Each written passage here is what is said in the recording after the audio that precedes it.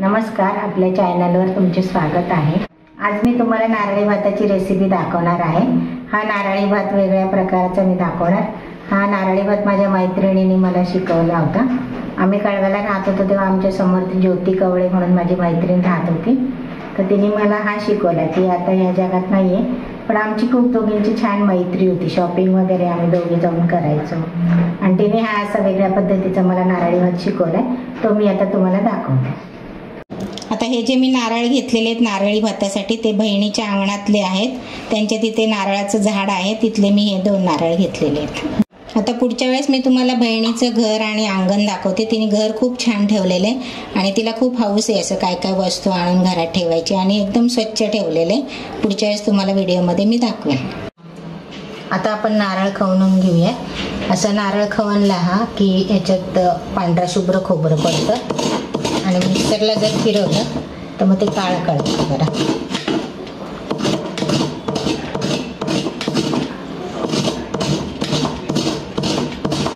आता हे आपलं सगळं नारळ खवणून झालेलं आहे। एक नारळाचं चव आहे आणि बघा पांढरं शुभ्र आणि असं बारीक खवणलं गेलं। मिक्सरवर थोडंसं जाडजाड राहतं आणि ते काळं पण येतं त्याच्यात। आता हा पांढरा शुभ्र झाला आहे।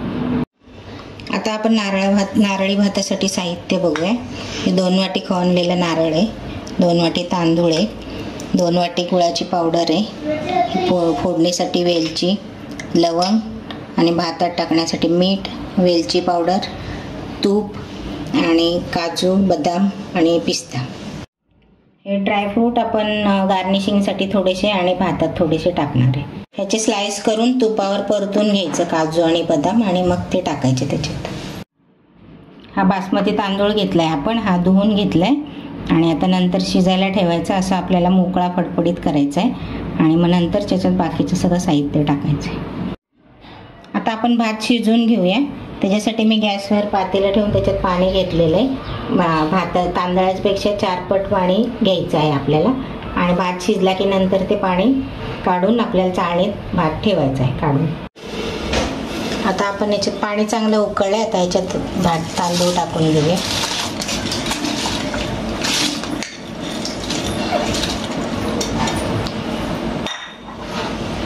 असं मीठ टाकूया। आता भात छान शिजलेला आहे, मोकळा आणि छान सडसडीत झालेला आहे। आता गॅस बंद करून गाळणीमध्ये त्याचं एक्स्ट्रा जे पाणी आहे ते काढून घ्यायचं आहे, म्हणजे भात आपल्याला सुट्टा सुट्टा मिळेल आणि सुट्टा सुट्टाच भात छान लागतो हा चवीला। आता आपल्याला हा भात परत काढून घ्यायचा आहे मोठ्या ताटामध्ये। आता हा शिजवले भात आहे ना आपल्याला ताटात ओतून परातीत असं थंड करायला ठेवायचं आहे आणि आता हा चांगला बऱ्यापैकी थंड झालेला आहे। आता ह्याच्यात आपण खोबरं टाकूया।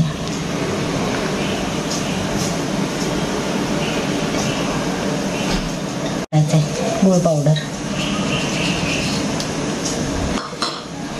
आता मी याच्यात गूळ पावडर टाकली आहे। कोणाकडे गूळ पावडर नसेल तर त्यांनी गूळ चांगला चिरून घ्यायचा वेळीवर आणि मग याच्यात मिक्स करायचं आणि आता हे सगळं मिक्स झाल्यानंतर आपल्याला तुपामध्ये परतून घ्यायचं आहे चांगलं।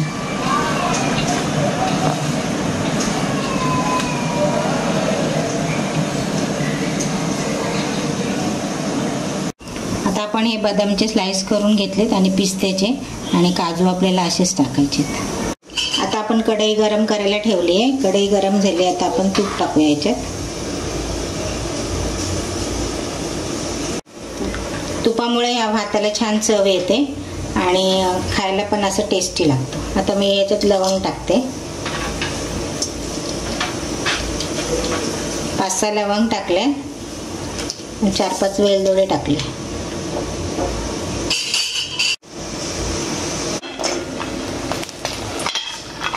काजू आणि बदाम चांगले परतून घ्यायचे आपल्याला।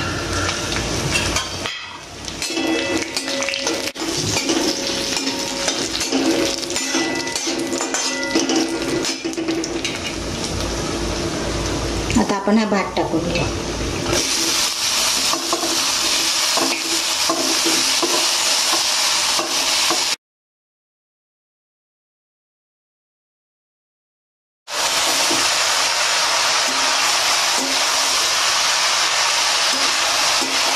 आपण याला छान परतून घेऊया.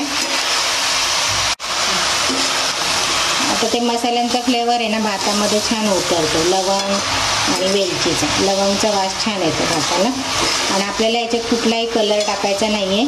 जो गुळाचा जो कलर असतो तोच येतो. परत गुळाला कलर टाकायची गरज नाही आहे. जो गुळाचा कलर असतो ना ओरिजिनल तोच कलर छान. कोणी कोणी कलर टाकतं आणि कोणी कोणी तांदूळ शिजवताना अर्धा शिजत आला की गूळ टाकतं, कोणी साखर टाकतं. पण ही माझ्या मैत्रिणीची रेसिपी आहे, तिने मला शिकवलेली आहे.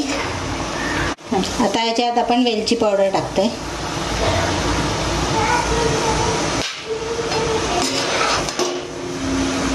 असं परतून घेतलं ना खूप वेळ तर 2 दिवस आरामात टिकतो हा भात. आता हे गुळाचं पाणी आटेपर्यंत चांगलं परतून घेतलेलं आहे. आता बघा हे पाणी पूर्ण आटलंय आणि असं सुटसुटीत भात झालेला आहे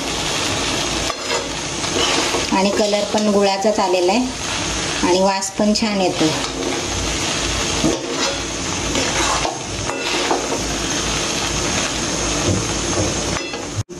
आता हा आपला भात तयार झाला आहे. तुम्हाला गार्निशिंग करून सर्व करू शकता का, म्हणजे पिस्ता, काजू, बदाम ह्याच्यावरती आपण टाकू शकतो.